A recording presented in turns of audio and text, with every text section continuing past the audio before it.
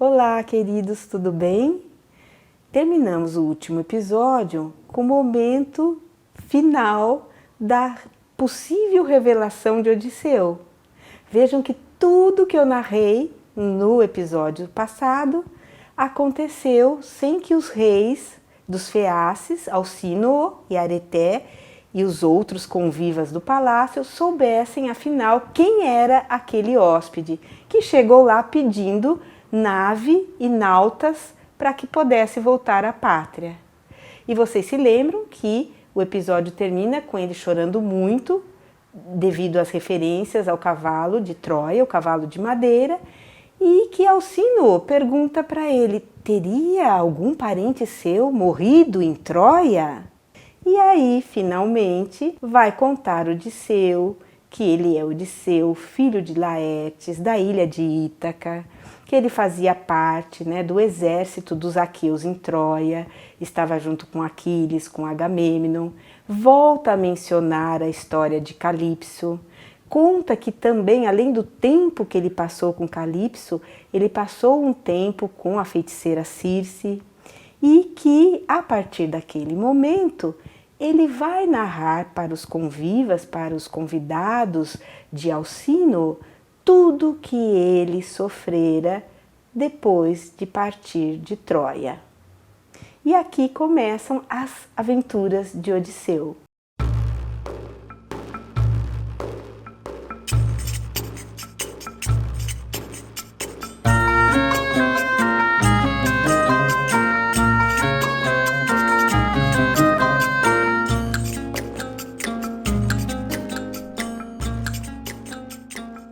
Preciso fazer uma breve observação.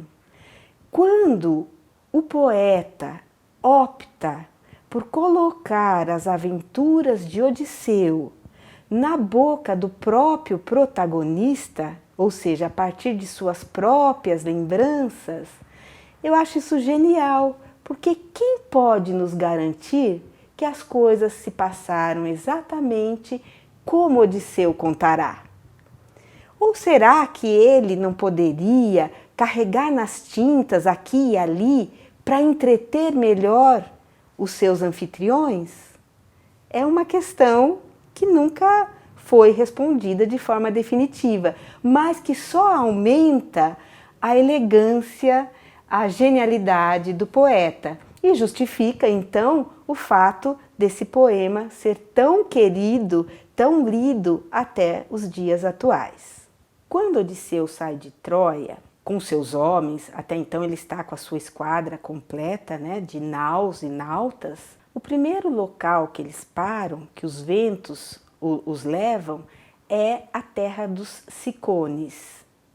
E os Cicones é um povo que vive ali e que na Ilíada eles são mencionados no catálogo dos aliados dos troianos. E há uma pequena guerra ali. Odisseu e seus homens ganham, saqueiam a cidade, pegam os tesouros e as mulheres, como lote de guerra. Porém, Odisseu pede que os homens agilizem para que eles partam o quanto antes. Só que eles resistem, resolvem comemorar a vitória, comer e beber, e o tempo passa. Os Cicones que haviam sobrevivido chamam os seus vizinhos, eles chegam em maior número, são mais aguerridos, mais belicosos, nova batalha é travada e Odisseu perde ali muitos de seus homens. Uma parte consegue escapar, retomam a navegação e estão indo bem. Eles já estão contornando o sul do Peloponeso, próximo à ilha Citera. Aí, se eles terminassem de fazer o contorno, eles já subiriam rumo a Ítaca. Mas vem um vento, Zeus manda um vento muito desastroso que os tira do rumo e os leva ao país dos chamados lotófagos. Lotófagos significa aqueles que comem lotos. E quando eles chegam lá, e Odisseu manda alguns homens para ver o que eles poderiam esperar daquele local, Esses homens encontram os lotófagos que dão a ele o lótus para ser comido. E quando eles comem o lótus, eles simplesmente esquecem porque eles estão ali, esquecem da pátria, esquecem que precisam retornar a ela e não querem sair dali. Odisseu precisa resgatá-los, levá-los à força até as naus e amarrá-los nas naus, porque eles queriam permanecer indefinidamente ali comendo do lótus. Do país dos lotófagos, eles seguem e chegam numa ilha que ficava em frente à terra dos Ciclopes. Nessa ilha eles aportaram, tudo ok, a ilha era muito convidativa, ela tinha rebanhos selvagens, eles se alimentaram, beberam e comeram, mas ficavam avistando, a uma certa distância, que, conta o poeta, não era muito longa nem muito curta, essa outra terra, que é a terra dos Ciclopes. No dia seguinte, Odisseu pega um grupo, 12 nautas, 12 companheiros, o restante fica na ilha e ele atravessa com uma nau até a terra dos Ciclopes. Estaciona a nau e logo próximo à praia eles veem uma caverna alta e sobem até ela. Levavam consigo uma quantidade de vinho e outras provisões. Ao chegarem na caverna, eles encontram muitos queijos, cabras, mas os companheiros de Odisseu ficam muito assustados com aquilo que eles veem. O morador não está ali. Provavelmente é o que acontece, ele está com os seus rebanhos nos montes. E os homens imploram a Odisseu para que peguem logo queijos e cabras e que fujam, porque eles estão amedrontados com o que pode acontecer quando o dono da caverna voltar. E eles tinham toda a razão. Não esqueçam que é Odisseu que está contando essa história.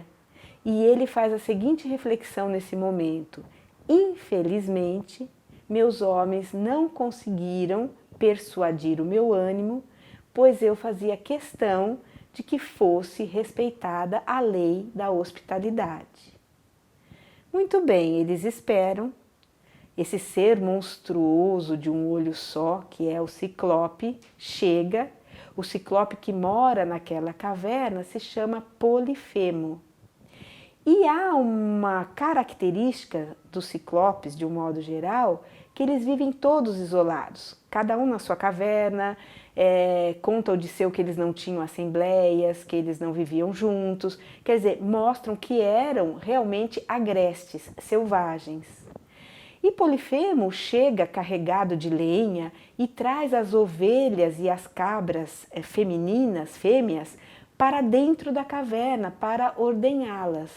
Fecha a porta, e Odisseu comenta que a porta era enorme e uma pedra monstruosa é colocada como porta. Quando ele termina de ordenhar os animais, ele vê Odisseu e sua turma e pergunta quem são eles. Odisseu é esperto e diz que eles são náufragos, que a nau deles havia se quebrado ao bater contra as rochas e eles haviam sobrevivido à morte e estavam ali na condição de suplicantes para fazer valer a lei de hospitalidade de Zeus. Polifemo olha para eles e diz o seguinte: em nada me importo com Zeus e com a lei da hospitalidade. E sem muita conversa, pega 2 homens de Odisseu, arremessa os 2 com toda a força contra o solo, conta Odisseu que estoura os miolos de seus homens e depois os come. E eu nem vou me deter muito aqui, porque a narrativa dessa passagem é muito terrível. E aí, claro, vocês podem imaginar o susto que levaram todos. Depois dele ter essa refeição de carne humana, ele toma leite puro e dorme. No dia seguinte, quando acorda, mesmo ritual, ordenha lá as cabras, as ovelhas, pega mais 2 homens de Odisseu e os come. Sai e fecha a porta. Odisseu ficou pensando, após ele ter comido os 2 primeiros, Odisseu ficou pensando de que forma poderia se vingar e pensou em pegar a própria espada e matá-lo enquanto dormia. Mas aí, astuto como é, ele logo refletiu, se assim ele agisse, como eles sairiam da gruta? Era também a morte certa para todos. No dia seguinte, quando Polifemo sai, fica um tempo com seus rebanhos nos montes e volta. Nesse ínterim, Odisseu vê um grande tronco de oliveira dentro da caverna e resolve transformá-lo numa haste para furar o único olho do Ciclope. Ele chega, imediatamente repete o ritual e come mais 2 homens de Odisseu. E Odisseu oferece a ele o vinho que ele havia trazido da nau. E quando Polifemo experimenta o vinho, ele adora. Ele diz que trata-se de um vinho muito especial, que eles têm vinho ali, mas que não chega aos pés desse vinho. E Odisseu fala, então tome mais. E ele toma 4 jarros de vinho. E diz para Odisseu, ok, você queria o dom da hospitalidade? Então eu te darei um, porque esse vinho é muito bom. Você será o último que eu devorarei. Olha que beleza! E aí, ele estava mais para lá do que para cá, depois de tanto vinho, e dorme. Odisseu aquece a ponta daquela haste no fogo da lareira e, ajudado pelos homens que restaram, fura o olho de Polifemo, enfia a estaca no seu único olho. Polifemo acorda aos berros, arranca a estaca do olho, é sangue para todo lado e ele começa furioso e com muita dor a berrar para chamar os demais ciclopes. E aqui eu esqueci um detalhe. Quando ele está assim meio amiguinho do Odisseu e tomando vinho, ele pergunta para Odisseu qual é seu nome. E Odisseu, muito astuto, diz, meu nome é Utis, ninguém. Aí quando ele grita, morrendo de dor e furioso, os outros ciclopes realmente vêm para ver o que acontece com Polifemo. E aí ele diz, ninguém por dolo me feriu e quer me matar. Aí os ciclopes fazem a seguinte reflexão, ele deve estar tomado pela loucura de Zeus. Vamos deixá-lo. E saem, porque contra a loucura enviada pelos deuses, nada eles poderiam fazer.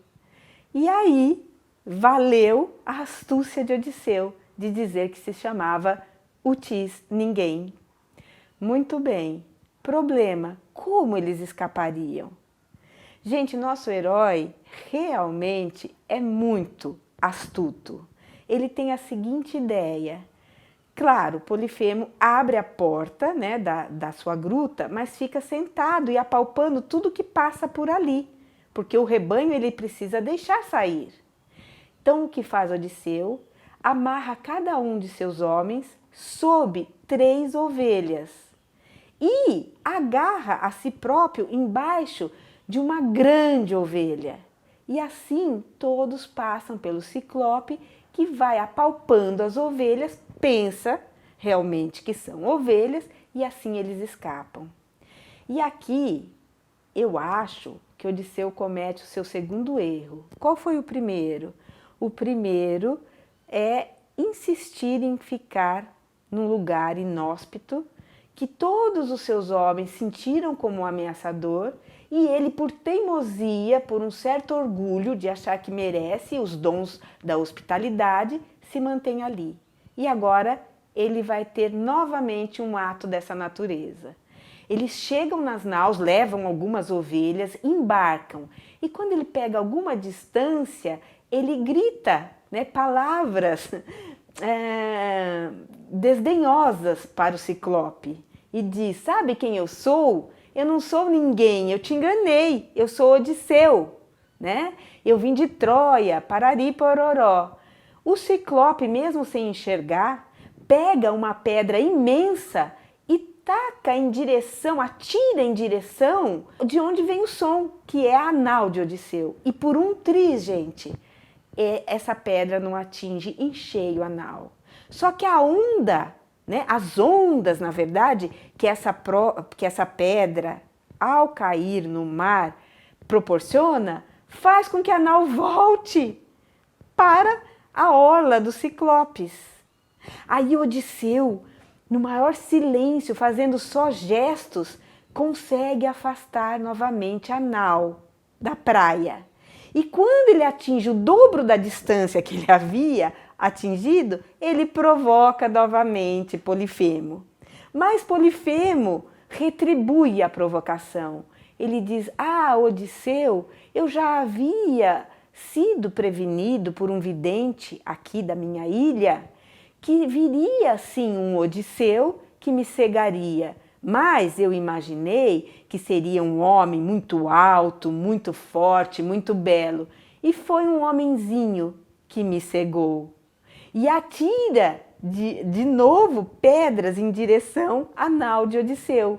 Após essa desqualificação básica, né, que Polifemo faz em relação a Odisseu, Odisseu responde que Oxalá quisera ele poder matá-lo e que nem o próprio pai dele, Poseidon, conseguiria restituir a ele a visão.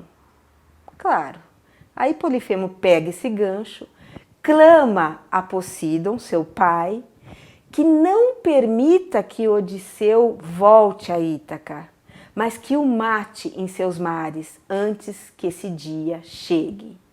Se por fim isso não seja possível, né, por ir contra a vontade das demais divindades, que dificulte o máximo o seu retorno e que ele volte só, que todos os seus homens pereçam e ainda volte em nau alheia para Ítaca e que lá chegando encontre muitas dificuldades.